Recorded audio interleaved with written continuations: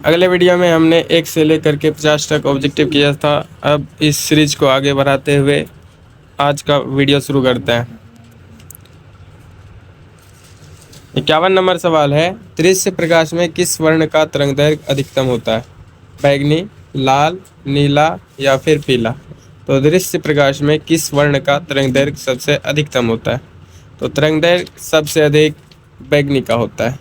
लेकिन जब सवाल पूछा जाए कि विचलन किसका अधिक होता है, तो वो लाल का हो जाएगा। किसका हो जाएगा? लाल का।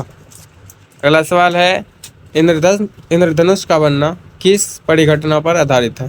प्रकाश का परावर्तन, प्रकाश का अपवर्तन, प्रकाश का वर्ण विक्षेपण या इनमें से कोई नहीं? तो इंद्रधनुष का बनना किस परिघटना पर आधारित है? तो ये है प्रकाश के वर्ण विक्षेपण पे। किस पे है? वर्ण विक्षेपण पे। वर्ण विक्षेपण में क्या होती है? तो श्वेत प्रकाश अपने 7 रंगों में विभक्त हो जाती है और इस घटना को कहा जाता है प्रकाश का वर्ण विक्षेपण, जो इंद्रधनुष बनने का कारण बनता है। तो हमारा 52 का ऑप्शन नंबर सी बिल्कुल सही हो जाएगा। अगला सवाल है, जो नेत्र निकट स्थित वस्तु को साफ नहीं देख सकता है, उस नेत्र में कौन सा दोष होता है? दूरदृष्टि दोष, निकट दृष्टि दोष, जरा दूरदर्शिता या वरदानतता? तो जो निकट स्थित वस्तु को साफ नहीं देख सकते हैं, इसका मतलब वो दूर की वस्तु को साफ देख सकते हैं, और जिस नेत्र द्वारा दूर की वस्तु साफ दिखाई देती है, उस नेत्र में दूरदृष्टि दोष पाया जाता है। तो ऑप्शन नंबर ए बिल्कुल सही हो जाएगा, दूरदृष्टि दोष। 53 का आंसर हो जाएगा दूरदृष्टि दोष। अगला सवाल है, किसी कोलाइडी विलयन में निलंबित कणों से प्रकाश के प्रकीर्णन को क्या कहा जाता है? वायुमंडलीय प्रभाव, किंडल प्रभाव, टिंडल प्रभाव या क्विंटल प्रभाव? तो कोलाइडी विलयन से जब निलंबित कणों से होकर के प्रकाश को गुजारा जाता है तो प्रकाश प्रकीर्णित हो जाते हैं, और इस प्रभाव को कहा जाता है टिंडल प्रभाव। क्या कहा जाता है? टिंडल प्रभाव। ऑप्शन नंबर सी बिल्कुल सही हो जाएगा, टिंडल प्रभाव। अगला सवाल है, सामान्य मानव नेत्र को दूरबिंदु कितना होता है? मानव नेत्र का दूरबिंदु कितना होता है? 25 cm पर होता है, 25 mm पर होता है, 25 मीटर पर होता है या फिर अनंत पर होता है? तो सामान्य नेत्र का दूरबिंदु अनंत पर होता है। जब सवाल पूछा जाए कि समान नेत्र का दृष्टिप्रास कितना होता है, तो 25 cm से अनंत हो जाता है। 25 cm से क्या हो जाता है? अनंत। तो इसका मतलब यह है कि हमारा मानव नेत्र 25 सेंटीमीटर की दूरी से लेकर के अनंत तक की दूरी को देख सकते हैं। ऑप्शन नंबर डी बिल्कुल सही हो जाएगा। अगला सवाल है, निकट दृष्टि दोष वाले व्यक्ति को चश्मे में क्या लगा होता है? उत्तल लेंस, अवतल लेंस, बेलनाकार लेंस या इनमें से कोई नहीं? तो निकट दृष्टि दोष वाले व्यक्ति के चश्मे में अवतल लेंस लगा होता है। कौन सा लेंस लगा होता है? अवतल लेंस लगा होता है। ऑप्शन नंबर बी बिल्कुल सही हो जाएगा। अगला सवाल है, मानव नेत्र में उपस्थित लेंस है उत्तल, कोई लेंस नहीं होता, अवतल, इनमें से कोई नहीं? तो मानव नेत्र में उपस्थित जो लेंस है वो इस प्रकार का है, जिसका नाम कहलाता है उत्तल लेंस। तो मानव में उपस्थित लेंस है कौन सा? उत्तल लेंस। ऑप्शन नंबर बी बिल्कुल सही हो जाएगा। अगला सवाल है, स्पेक्ट्रम प्राप्त करने के लिए किसका उपयोग किया जाता है? स्पेक्ट्रम प्राप्त करने के लिए किसका उपयोग किया जाता है? तो इसमें उपयोग किया जाता है प्रिज्म का। प्रिज्म से होकर के श्वेत प्रकाश जब गुजरती है तो ये 7 रंगों में विभाजित हो जाती है। तो स्पेक्ट्रम प्राप्त करने के लिए किसका उपयोग किया जाता है? प्रिज्म का। किसका उपयोग किया जाता है? प्रिज्म का। अगला सवाल है 59 नंबर, स्पेक्ट्रम में किस रंग का किरण का विचलन कम होता है? किस किरण का विचलन कम होता है? तो इसमें विचलन जो होता है, झुकाव जो होता है, वो लाल रंग का कम होता है। किसका होता है? लाल रंग का कम होता है। तो विचलन यदि पूछे जाए तो लाल रंग का कम होता है, और तरंग दैर्घ्य यदि पूछा जाए तो बैंगनी का कम होता है। तरंग दैर्घ्य का बैंगनी का कम होता है, और विचलन पूछा जाए तो लाल रंग का कम होता है। तरंग दैर्घ्य और विचलन एक दूसरे के विपरीत होते हैं। यदि तरंग दैर्घ्य सबसे अधिक होता है तो उसका विचलन सबसे कम होता है। अगला सवाल है, दीर्घ दृष्टि के निवारण के लिए उपयोग किया जाता है गोलीय बेलनाकार लेंस, उत्तल लेंस, समतुल उत्तल लेंस, अवतल लेंस? तो दीर्घ दृष्टि दोष को दूर दृष्टि दोष भी कहा जाता है। क्या कहा जाता है? दूर दृष्टि दोष। और दूर दृष्टि दोष को खत्म करने के लिए, निवारण करने के लिए उत्तल लेंस का उपयोग किया जाता है। किस लेंस का उपयोग किया जाता है? उत्तल लेंस का। ऑप्शन नंबर बी बिल्कुल सही हो जाएगा। अगला है, आकाश का रंग नीला प्रतीत होता है किसके कारण? प्रकाश के परावर्तन के कारण, प्रकाश के प्रकीर्णन के कारण, प्रकाश के अपवर्तन के कारण, या इनमें से कोई नहीं। तो आकाश का रंग नीला प्रतीत होता है प्रकाश के प्रकीर्णन के कारण। किसके कारण? प्रकाश के प्रकीर्णन के कारण। ऑप्शन नंबर बी बिल्कुल सही हो जाएगा। अगला सवाल है, आँख का व्यवहार। आँख व्यवहार होता है अवतल दर्पण की तरह, उत्तल लेंस की तरह, समतल दर्पण की तरह, इनमें से कोई नहीं। तो आगे के सवाल में हम देखे थे आँख में उत्तल लेंस लगे होते हैं, तो आँख का व्यवहार जो होता है उत्तल लेंस की तरह होता है। किसकी तरह होता है? उत्तल लेंस की तरह होता है। ऑप्शन नंबर बी बिल्कुल सही हो जाएगा। अगला सवाल है, एक साधारण प्रिज्म कितने सतहों से घिरा होता है? 6, 4, 5 या फिर 3। तो एक साधारण प्रिज्म कितने सतहों से घिरा होता है? तो प्रिज्म जो बना होता है वे 5 सतह से मिलकर बना होता है। कितने सतहों से? 5 सतहों से मिलकर बना होता है। ऑप्शन नंबर बी बिल्कुल सही हो जाएगा। आगे सवाल है, यदि किसी वस्तु को प्रतिबिंब रेटिना के पीछे बनता है तो वह व्यक्ति किस दृष्टि दोष से पीड़ित है? रेटिना के पीछे यदि कोई प्रतिबिंब बनता है तो वह किस दृष्टि दोष से पीड़ित है? दूरदृष्टि दोष, निकट दृष्टि दोष, जरा दूरदर्शिता, या इनमें से कोई नहीं। तो नेत्र में जो होता है, यदि ये नेत्र लेंस पतला हो जाता है तो इसका प्रतिबिंब जो बनता है वो आगे में बनने लगता है, लेकिन यहाँ पूछ रहा है निकट के रेटिना के पीछे। तो ऑप्शन नंबर ए बिल्कुल सही हो जाएगा, दूरदृष्टि दोष। कौन सा हो जाएगा? दूरदृष्टि दोष।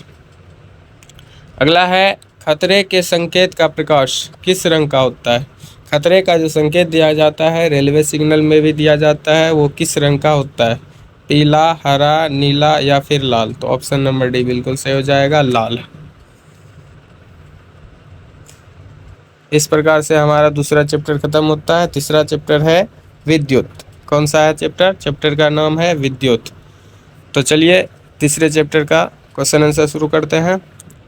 सबसे पहला क्वेश्चन है तीसरे चैप्टर में 66 नंबर, निम्न में से कौन अर्धचालक नहीं है? सिलिकॉन, जर्मेनियम, पारा, इनमें से कोई नहीं। तो अर्धचालक इनमें से जो है पारा नहीं है। क्या है? पारा नहीं। ऑप्शन नंबर सी बिल्कुल सही हो जाएगा। अगला है, वोल्ट पर एम्पियर प्रदर्शित करता है। एम्पियर को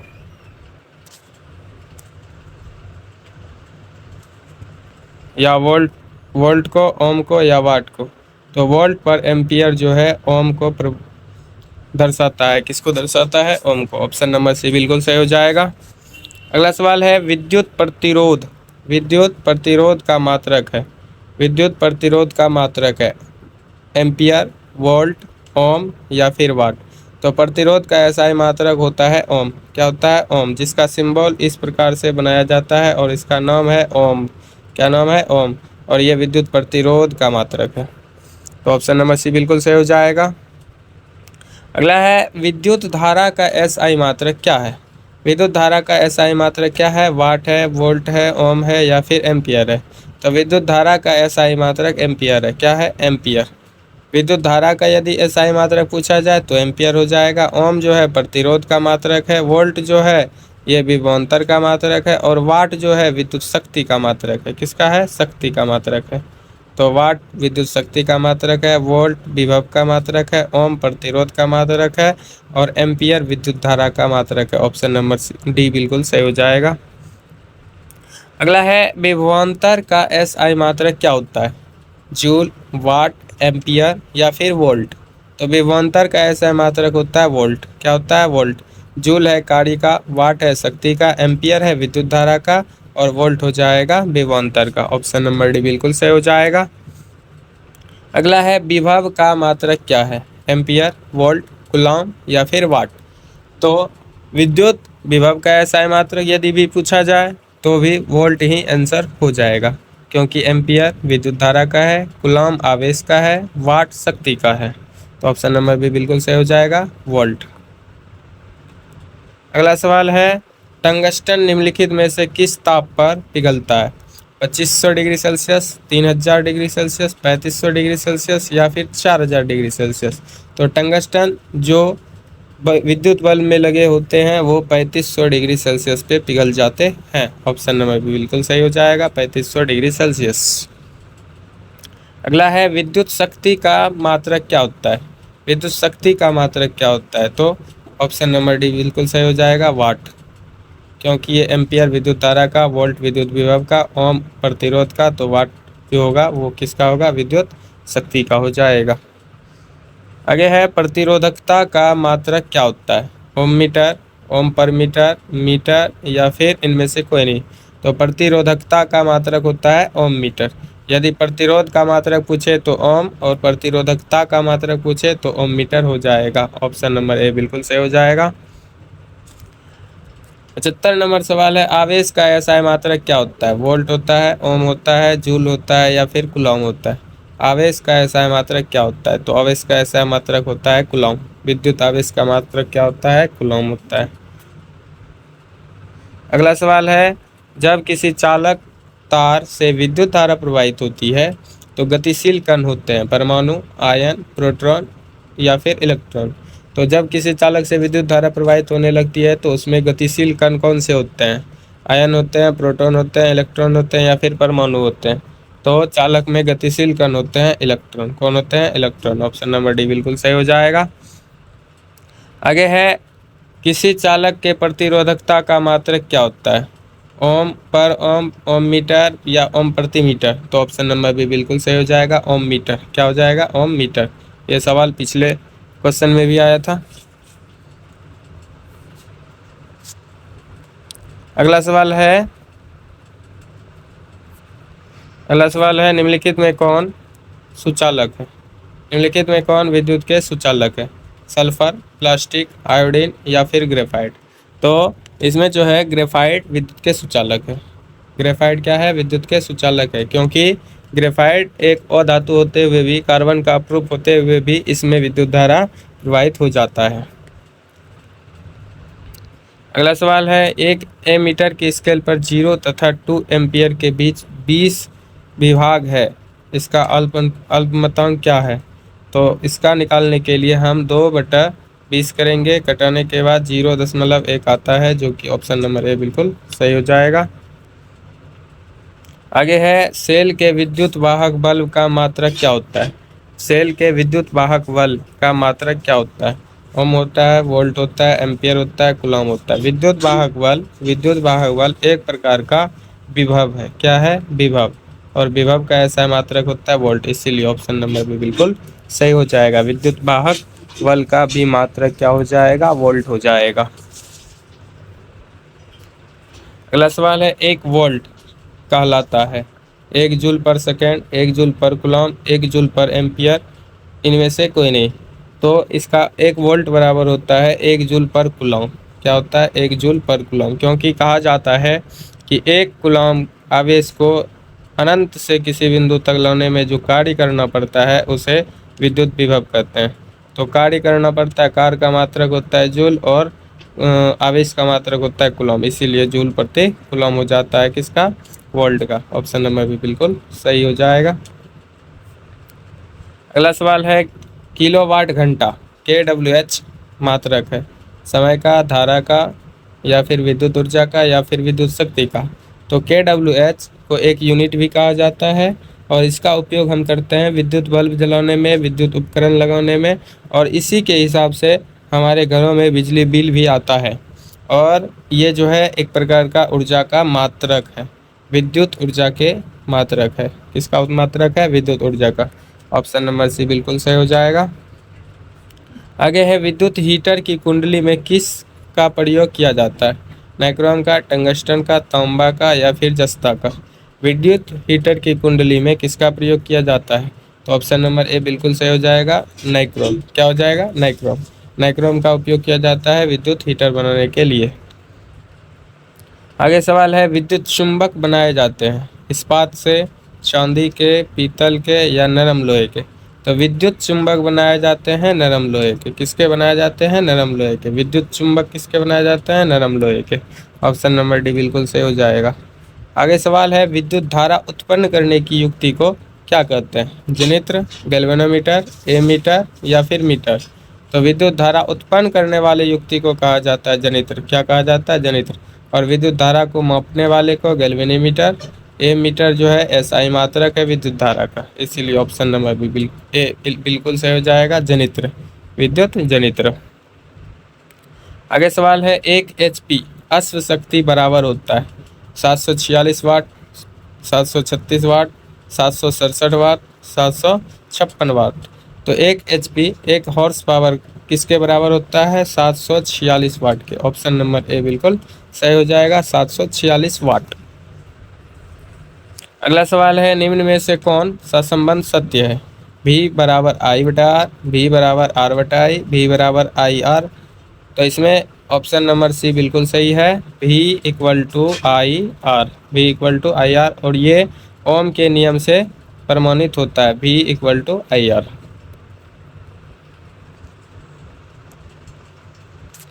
अगला सवाल है कि ए मीटर को विद्युत परिपथ में कैसे जोड़ा जाता है? श्रेणी क्रम में या फिर पार्श्व क्रम में? ए एवं बी दोनों, इनमें से कोई नहीं। तो ए मीटर को श्रेणी क्रम में जोड़ा जाता है, लेकिन जब पूछा जाए वोल्ट मीटर को, तो वोल्ट मीटर को जोड़ा जाता है पार्श्व क्रम में। तो ए मीटर है, ए मीटर को किस में जोड़ा जाता है? श्रेणी क्रम में। ऑप्शन नंबर बी बिल्कुल ए बिल्कुल सही हो जाएगा, श्रेणी क्रम। अगला सवाल है, वोल्ट मीटर को विद्युत परिपथ में कैसे जोड़ा जाता है? तो इसका आंसर हो जाएगा समांतर क्रम या पार्श्व क्रम। ऑप्शन नंबर बी बिल्कुल सही हो जाएगा, समांतर क्रम या पार्श्व क्रम। अगला सवाल है, घरों में विद्युत दुर्घटना से किसके कारण होती है? घरों में विद्युत दुर्घटना किसके कारण होती है? फ्यूज तार के कारण, शॉर्ट सर्किट के कारण, उच्च धारा प्रवाह के कारण, इनमें से कोई नहीं। तो विद्युत से दुर्घटना जो होती है, फ्यूज तार से विद्युत की दुर्घटना बचती है, शॉर्ट सर्किट के कारण ही विद्युत में दुर्घटना होती है। ऑप्शन नंबर बी बिल्कुल सही हो जाएगा, क्योंकि शॉर्ट सर्किट होने की वजह से आग लग जाती है, जिससे पूरा घर भी जल सकता है। आगे है, विद्युत बल्ब का फिलामेंट किसका बना होता है? विद्युत बल्ब का फिलामेंट, जो कि विद्युत बल्ब का उपयोग हम घर में करते हैं प्रकाश के लिए, उसमें फिलामेंट जो बना होता है वो किसका होता है? तांबे का, टंगस्टन का, नाइक्रोम का या फिर जस्ते का? तो विद्युत बल्ब का फिलामेंट होता है टंगस्टन का। किसका होता है? टंगस्टन का। ऑप्शन नंबर बी बिल्कुल सही हो जाएगा। आगे है, 1 किलोवाट घंटा, 1 kWh बराबर कितना होता है? 3600 जूल, 3.6 गुना 10 पर पावर 6 जूल, 36 गुना 3 10 पर पावर 5 जूल या फिर 36 जूल। तो ऑप्शन नंबर बी बिल्कुल सही हो जाएगा, 3.6 गुना 10 पर पावर 6 जूल। क्या हो जाएगा? 3.6 गुना 10 पर power 6 joule. Option number B बिल्कुल सही हो जाएगा। अगला सवाल है, ओम के नियम का गणितीय रूप क्या है? आई बराबर भी बटा आर, आई बराबर आर बटा भी, आई बराबर भी आर, आई बराबर भी प्लस आर। तो ये गलत हो जाएगा, ये भी गलत हो जाएगा, क्योंकि आई आर एक जगह होता है। तो आई आर बराबर होता है भी, तो आर बराबर यदि निकाला जाए तो हो जाएगा भी बटा आई, लेकिन यहाँ पे आई बराबर है, तो आई बराबर यदि निकाला जाए तो भी बटा आर हो जाएगा। और ऑप्शन नंबर ए में भी बटा आर दिया गया, इसीलिए ऑप्शन नंबर ए बिल्कुल सही हो जाएगा। आगे है, शुष्क सेल में ऋण इलेक्ट्रोड किस धातु का होता है? शुष्क सेल में ऋण इलेक्ट्रॉन किस धातु का होता है? कार्बन का, जस्ता का, तांबा का या इनमें से कोई नहीं? तो शुष्क सेल में ऋण इलेक्ट्रॉन होता है जस्ता का। किसका होता है? जस्ता का। ऑप्शन नंबर बी बिल्कुल सही हो जाएगा। शुष्क सेल में धन इलेक्ट्रॉन किस धातु का होता है? कार्बन का, जस्ता का, तांबा का या इनमें से कोई नहीं? तो शुष्क सेल में धन इलेक्ट्रॉन हो जाएगा तांबा का। किसका हो जाएगा? तांबा का। इस प्रकार से तीसरा अध्याय का खत्म हो जाता है। अब बढ़ते हैं अगले अध्याय की ओर। अगला अध्याय है चौथा, जिसका नाम है, शीर्षक है विद्युत धारा के चुंबकीय प्रभाव। तो इसमें सबसे पहला सवाल है, डायनमो का सिद्धांत किस पर आधारित है? विद्युत चुंबकीय प्रेरण पर, विद्युत प्रेरित विद्युत पर, धारा के ऊष्मीय प्रभाव पर, इनमें से कोई नहीं। तो धारा का ऊष्मीय प्रभाव तो हो नहीं सकता है, क्योंकि उसमें ऊष्मा निकलता नहीं है। और इसमें डायनमो का सिद्धांत पूछा गया है तो प्रेरित विद्युत पर होगा। क्या होगा? प्रेरित विद्युत पर। लेकिन विद्युत मोटर यदि पूछा जाता तो विद्युत चुम्बकीय प्रेरण पे। तो ऑप्शन नंबर बी बिल्कुल सही हो जाएगा, 96 का। अगला सवाल है 97 नंबर कि डायनमो में किस प्रकार की धारा प्राप्त होती है? दिष्ट धारा या प्रत्यावर्ती धारा या दोनों धाराएं या इनमें से कोई नहीं। तो डायनमो में प्रत्यावर्ती धारा प्रवाहित होती है। कौन सी प्राप्त होती है? प्रत्यावर्ती धारा प्राप्त होती है। ऑप्शन नंबर बी बिल्कुल सही हो जाएगा। विद्युत मोटर को चलाया जा सकता है प्रत्यावर्ती धारा पर, दिष्ट धारा पर, प्रत्यावर्ती और दिष्ट दोनों धाराओं पे, इनमें से कोई नहीं। तो इसका आंसर सी हो जाएगा, दिष्ट, प्रत्यावर्ती और दिष्ट दोनों धाराओं पे। अगला सवाल है मोटर की क्रिया आधारित है विद्युत धारा और चुंबकीय प्रवाह पर, चुंबक और विद्युत धारा के प्रभाव पर, आर्मेचर के घूर्णन पर, इनमें से कोई नहीं। तो मोटर की क्रिया आधारित है विद्युत धारा और चुंबकीय प्रभाव पे, विद्युत धारा और चुंबकीय प्रभाव पे। ऑप्शन नंबर ए बिल्कुल सही हो जाएगा। अगला सवाल है फ्लेमिंग के वाम हस्त नियम में अंगूठा किसकी दिशा बताती है? धारा की, चुंबकीय क्षेत्र की, बल की, या इनमें से कोई नहीं। तो फ्लेमिंग के वाम हस्त नियम में अंगूठा बल की दिशा बताती है। किसकी दिशा बताती है? बल की। ऑप्शन नंबर सी बिल्कुल सही हो जाएगा। इस प्रकार से हमारा टोटल 100 क्वेश्चन आज कंप्लीट हो चुका है। अगले वीडियो में आगे का क्वेश्चन करेंगे।